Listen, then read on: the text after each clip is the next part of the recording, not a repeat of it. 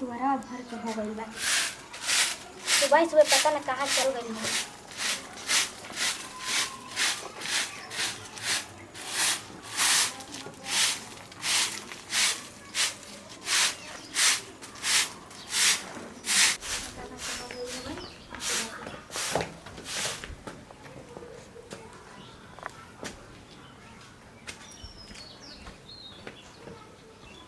कहाँ जाइए बाबा आपके? तू क्या हो हैं? ये भाई देवलिया तो ये हो। कुछ चाहिए तो बोली। आप तू कहाँ से आई लोड बहिनी? के घर से काम है आपके बताइए ना, कुछ चाहिए तो बोली। ई के घर है? ये हमार घर है। तहार? हाँ। आई हो माई। अरे ये कहाँ? तू झरिया बाय में? ना झरिया खेत खेत में काम करिए। झरिया के घर हनु? हम झरिया के मेहरारू हैं। झरिया के मेहरारू? और घरवा ये हो। बोलावा झरिया के तो। बोलावा झरिया के। तू हमारा के चिन्हा तरू?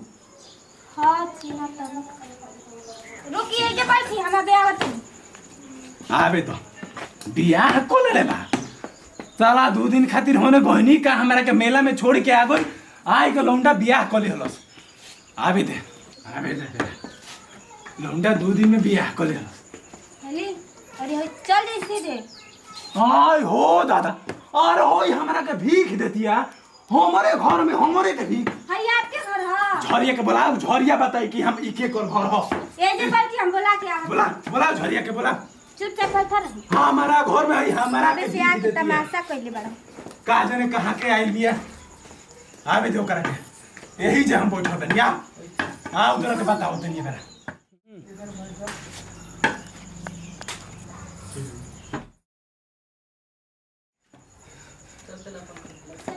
आबे दे आबे बेरा तोरा के बताओ तनी हम बियाह को लेलो सो दादा।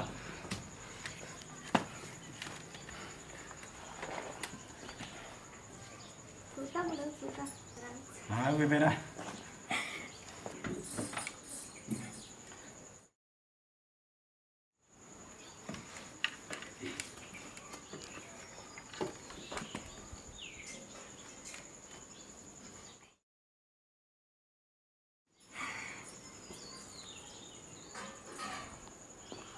चल ठीक बा आ जा।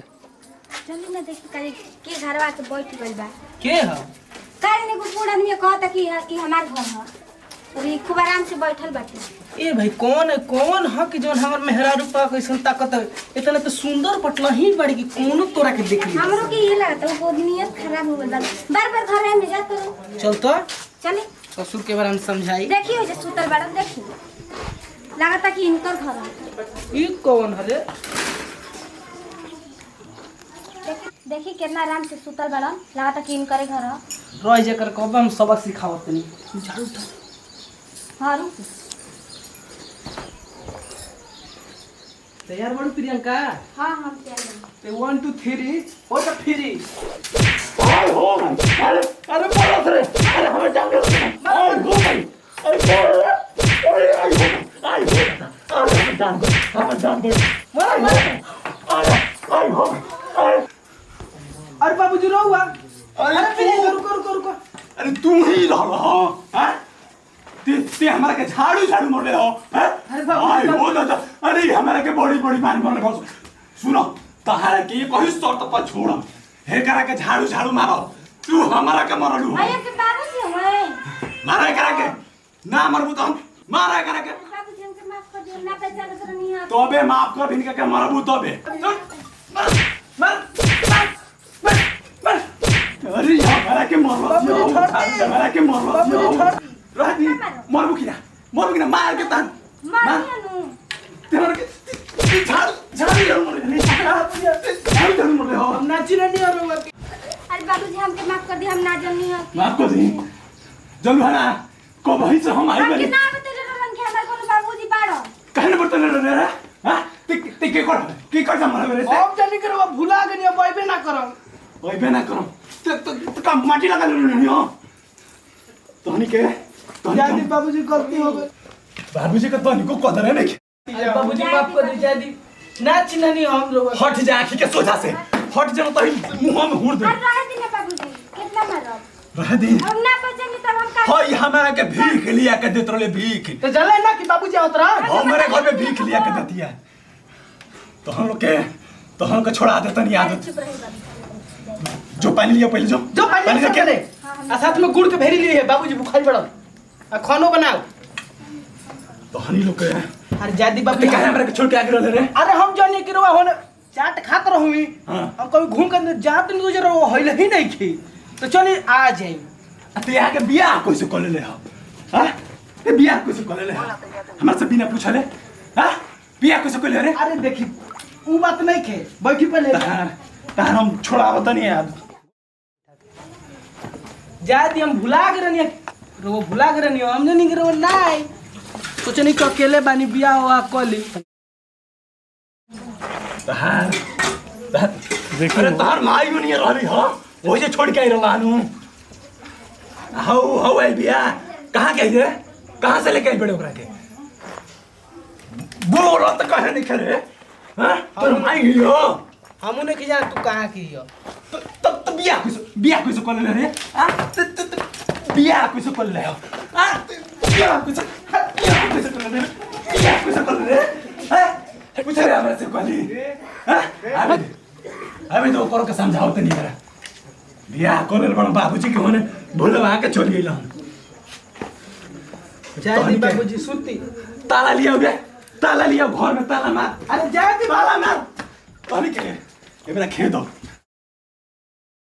लिया रे पानी तो अरे हाथ के घर में आई किलो वाला ताला लिया हमारू ए मेरा ताला मारो बेबरा तो हनी लोग के खेत दबे जैसे आवलो बैठी बताओ दबा दे तनी दबा दे तनी लिया रे पानी आ मोर गन दबा। हाथ घर में जाके देख का करती हूँ मेहर मऊ के भइल बाड़े मेहर मऊ के होगी बाड़े ओकरा इनकर माई है नौकी माई आई दिया बुझाता की हैं घुस गइले भीतर घुस जा निरहु बनल बाड़े ये घर के लइकन के अभी ले आओ। चिल्लाते बनी लिपि किसी आते नहीं ले पी ली हाँ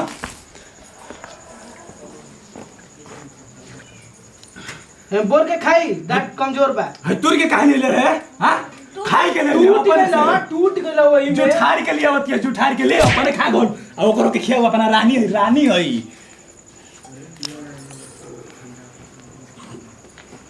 खियाव मुंह में जो लिया जो खियाव नौकी माई के लेके आई बाबू पुरनकी माई के भुला गइल आई बाबू के तारिया में लेके रहे तारा के बैठा कहां तार घर बोलिए घर बोली है कौन बिरादर हो आप ही की जाते हैं हमार कौन बिरादर हो शर्मा सारा में अरे तो सारा में कौन से बन गया रे को भी हवे ते सारा कौन से बन गया रे हां कहां से सर में तो कोई नहीं हम सर में तू अपने चमार तो करे तो कला हमरा कुछ अरे ते अपन माई के अंदर कमे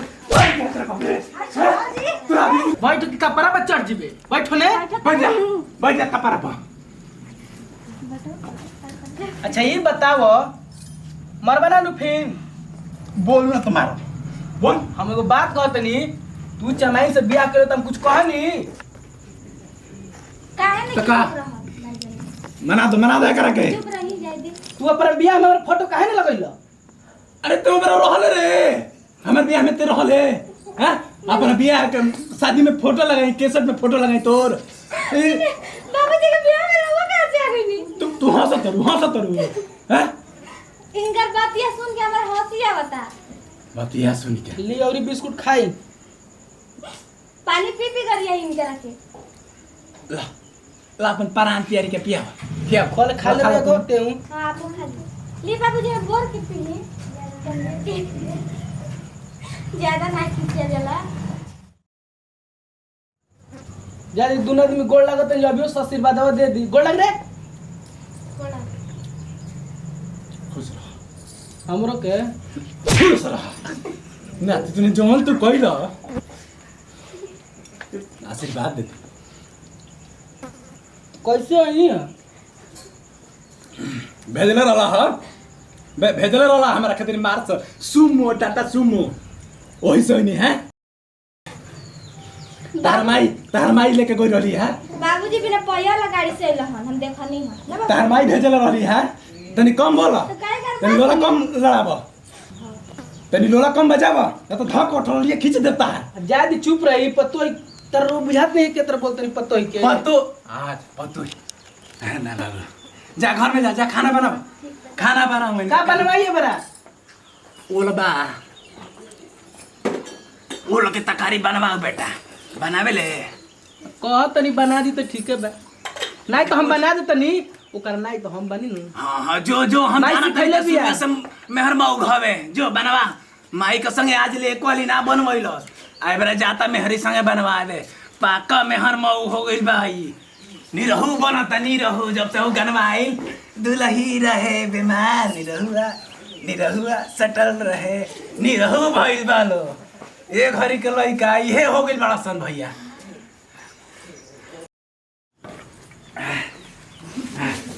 झाड़ू मार के हमारे कपार बुला दे सर दादा हाय फ्रेंड्स, अगर हमारा वीडियो अच्छा लगे तो लाइक करें कमेंट करें शेयर करें और सब्सक्राइब करें और बेल आइकन को जरूर दबाएं।